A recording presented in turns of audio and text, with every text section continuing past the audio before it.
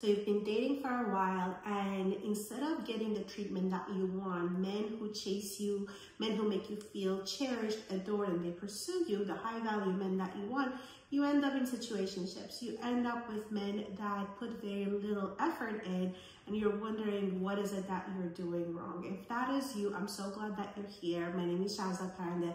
I'm a certified dating and relationship coach, and since 2017, I've helped hundreds of women to find their soulmates, the love of their lives, and get the treatment and the commitment that they desire.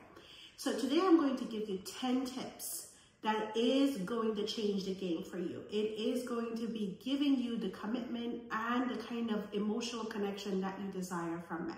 So let's get into it. Number one mistake that I see women make, and this is tip number one, is that when they are on a date, when they're interacting with men, the way that they talk to men is from their heads. They are hot shots. My clients, the women that come to my world, similar to how I was in the corporate world, they are in meetings all the time. They're making big decisions. So they are making all these amazing decisions from their head, and they're talking to their co-workers from their head. So when they go on a date, they do the same thing. They start to intellectually connect with a man, and while being intellectual is an amazing part of you, but that is not how you actually connect to a man. This is not how a man feels attracted to you.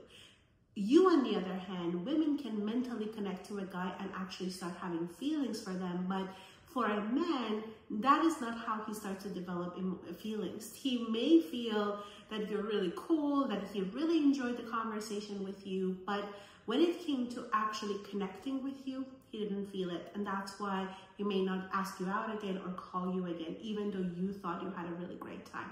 So what's the remedy? What you need to do is to actually start connecting to your body when you're speaking to a man. This is the first thing that gets you out of your head and into your body, into your feminine energy. Yes, that's the energy that is super attractive to men.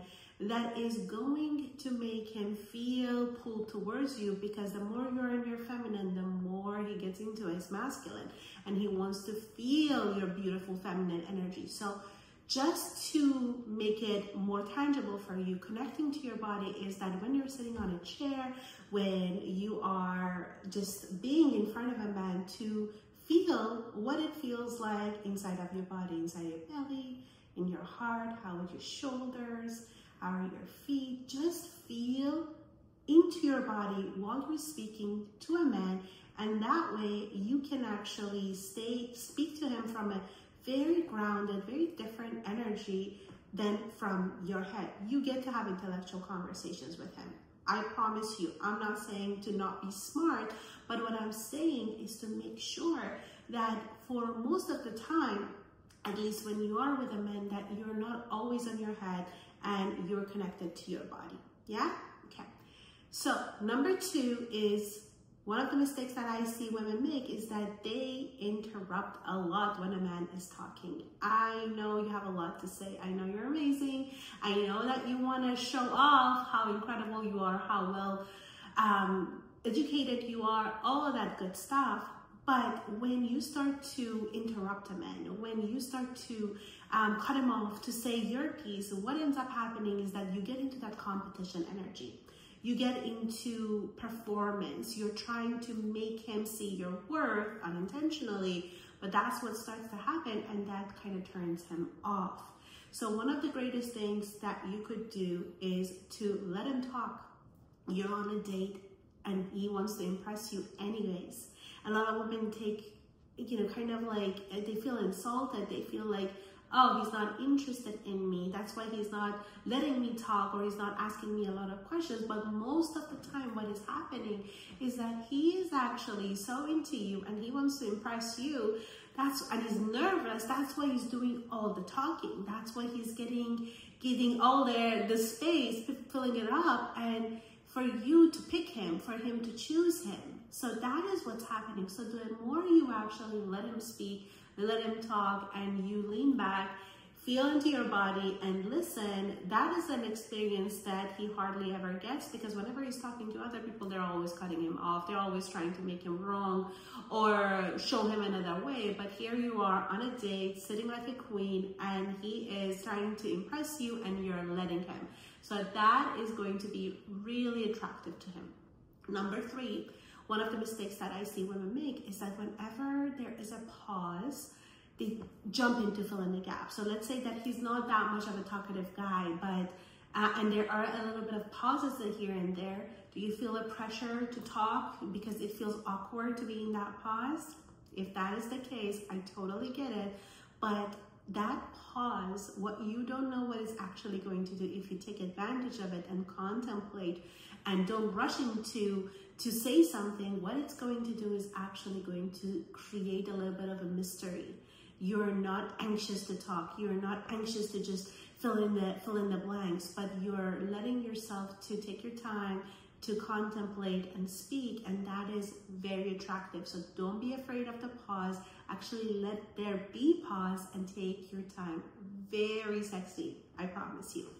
Number 4, one of the things that I really want you to start implementing is to be very firm, stand firm in your boundaries, in your values. So don't be somebody that is just going to agree with everything that he has to say, and whatever his values are, whatever his thoughts are, you're just automatically going to be a people pleaser and say what you think he wants to hear. But there's an art to this. You're not just going to go full on and say, you're wrong, you're bad. That's another point that I want to make. But this point specifically is something that I teach my clients all the time. Being firm, what some women get is completely backwards. They have this hard shell. They have the guard. They have used sharp words. But on the inside, they're feeling all sorts of mushy-gooey feelings that they're trying to protect. They're trying to guard it. So they come off really harsh and kind of spiky in their delivery of how they're talking to men, because they are wanting to protect what feels shaky on the inside. However, turn it around. I want you to actually feel your firmness, your truth, what you value, what doesn't feel good to you, your no, whatever it is that is important to you. Hold it really tightly on the inside, but on the outside, can you let there be softness? What that looks like, it means that, interesting viewpoint. I don't necessarily agree with that. No, that doesn't feel good to me. Do you see? Do you feel the difference? No, I don't agree with that. No, that is just wrong. As opposed to, no, actually, thank you for sharing with me your viewpoint, but that I see it another way. And you can also say, would you like to hear my point of view? Very feminine. Only giving your energy, only talking to someone who actually wants to hear you. This is very different than trying to get your airspace. You're trying to take a mic and start talking, as opposed to, I know what my values are, what my boundary is. That doesn't work for me, and I'm only going to share it if you're available for it. So pay attention to that. Stand firm on the inside, but soft spoken on the outside.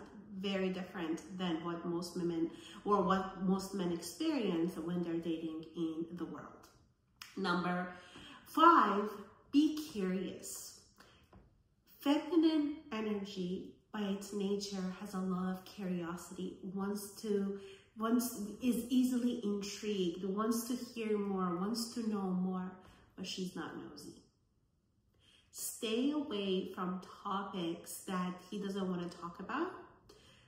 Definitely on the first few days, to stay away talking about things like his exes, or what was his last relationship like. That kind of a insecure questioning that is coming from a place of you trying to measure up, you trying to see what kind of women he was interested in before, and are you better than his ex or you're not. That is an attraction killer. That is something that screams insecurity.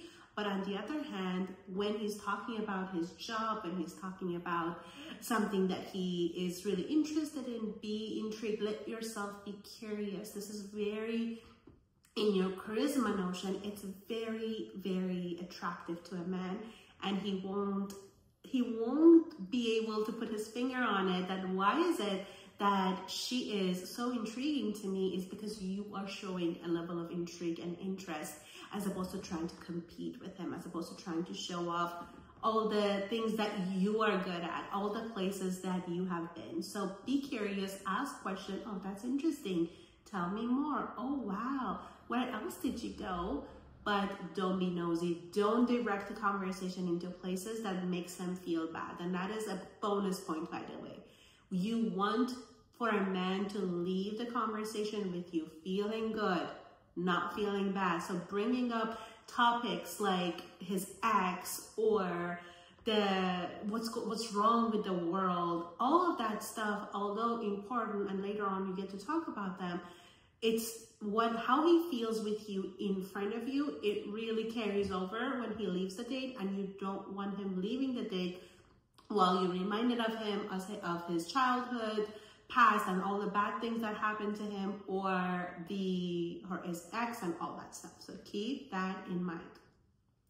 Number 6, you also speak about what you love, not what you don't like. Yes, same thing applies to you. Please don't go into talking about your childhood trauma. We've all had them. I'm sure you have an incredible story, and I'm sure it was really hard to get where you have gotten now. But talking about things that were hard, things that you don't like about your boss, things that you don't like about your mom, things that you don't like about whatever it is where you live, is not going to evoke emotions in him that makes him feel intrigued and interested in you. It makes him feel bad. It brings the energy down. So speak about what you love. Do you love traveling? Do you like working out? Do you love your coffee in the morning? Speak about the things that makes you feel lit up. When you talk about them, you can feel your own energy and feelings expand, as opposed to dim down. Super, super important. That was number 6. Now, let's get to number 7. Number 7 is connect with your feelings when you're speaking. This is something that I teach in my signature program, Magnetic Scripts, which is all about being able to connect with your own emotions when you're speaking, so that a man is able to connect with his emotions, with his feelings. Men would normally, not all men, obviously I'm generalizing, but majority of men don't have the emotional capacity and depth. They haven't been taught, they haven't been surrounded by people that have shown him or taught him how to do that a woman can have. And to the degree that you can access your feelings and emotions, you are going to be the first one who goes, and he will follow. So when it comes to giving you an example, the best way I can put it is that instead of being a reporter, be a poet. This is something that I learned a long time ago from my mentor, Rory Ray.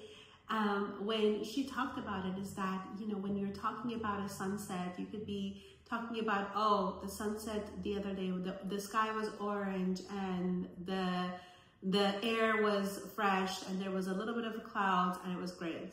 Or you can paint a picture. The sunlight, the sunrise, or the sunset, the way that it made me feel. I was mesmerized by the way it made the whole sky. It looked like everything was on fire, but in the most beautiful way. And I was just in awe, and how much I enjoyed sunsets. And I would love to catch them all if I could. Do you see the difference? You are actually feeling into the beauty that surrounded you, as opposed to talking about a fact. And that makes a huge difference in how a man can feel. And remember, what brings him back is how he felt with you. So if you actually make him feel in your presence, you're doing something that majority of people out there, they're not doing, because they're talking about politics, they're talking about environment, and Like I said, they all matter. But this is the conversation that you can have with all of your friends as well. When a man is on a date with you, he does not want to feel the same way that he does with his friends, with his coworkers, with his brother. So keep that in mind. Connect with your feelings. And I have an incredible resource for you. So I have a free masterclass called Magnetic Scripts 101.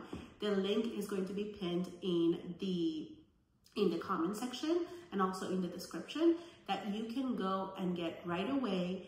This has been something that has changed so many women's lives, the way that they have learned how to connect with their feelings and speak with men. Whether you are brand new to dating or you have been married for years, this is going to change your life. Trust me. So go get Magnetic Scripts 101 and I will hear from you how life-changing it was. Number 8, appreciate him. Show him appreciation. Men have been asked, every single one of them, they've been asked, how do you feel loved? And majority of them, they say, when I feel like I've done something right. As much as we women love to hear how beautiful we are or how he loves us, men love to hear the words, thank you. So when he's doing things right, don't be shy in showing your appreciation. Now, I'm not saying exaggerate and be performative and thank him for the things that he has done, the bare minimum, but giving him a smile when he holds the door open for you and really feeling the words thank you in you. When he's actively listening to you and you feel heard, thanking him. When he pays for dinner, wow, thank you, that was amazing. I love being treated this way. Thank you. These are the feelings, these are the emotions that he is going to really take with him. And this is going to be actually something that I tell every single woman, no matter where they're in their journey, to keep in mind that the way that a man feels love more than anything is appreciation. And the second way that he feels love is, which is point number 9, is to be respected. The worst thing that you could do on a date is to make a man feel small, to blame him, to shame him, to say things that are sarcastic and make him feel bad about himself. You certainly don't want to do that, because that is something that makes a man never want to look back again. He will run for the hills if you make him feel inadequate. Now, I'm not saying you have to be a cheerleader and you have to make him look like he's a hero when he hasn't shown you anything, but belittling him, shaming him, judging him, making him feel small goes against every single thing that a high value man wants. If he is not very, in terms of emotional health, healthy, then he may like it because he feels like a broken boy that someone's here to fix him. But if you actually want to attract high value men, you want to stay away from anything that suggests that he's broken, that something is wrong with him, and you actually want to show him respect, because if respect is the way that we treat other people, shows our character, shows who we are. So being a woman of high value yourself, you want to speak to other people the way that you want them to speak to you. So keep that in mind. And number 10, and definitely not the least important one, I think is one of the most important ones, is to be playful and lighthearted. I cannot tell you how much this has been the key for my own relationship, for my husband. I remember from one of the first things that I asked him after we were in a relationship. We used to work together in the office, and I asked him, what were the things that made you feel kind of drawn to me and attracted to me? And he said that the way you laughed in the office, it was like you didn't care who was watching. There was a lightheartedness in you. There was this playfulness that you did, that you were teasing people, but I could feel that you weren't being manipulative or anything, because that was just very, very attractive. And it brought him to me. So be playful, allow yourself to joke around, to tease, to smile, be respectful, but bring that playfulness with you it's going to feel so charming, so for a man, something that he hardly ever gets to experience within his other relationships and at his workplace. And that is something that makes him feel more relaxed around you. And that's a really good feeling for a man. Okay, my loves, there you had it. These are the 10 tips that I implemented, every single one of them in my relationship when I was dating.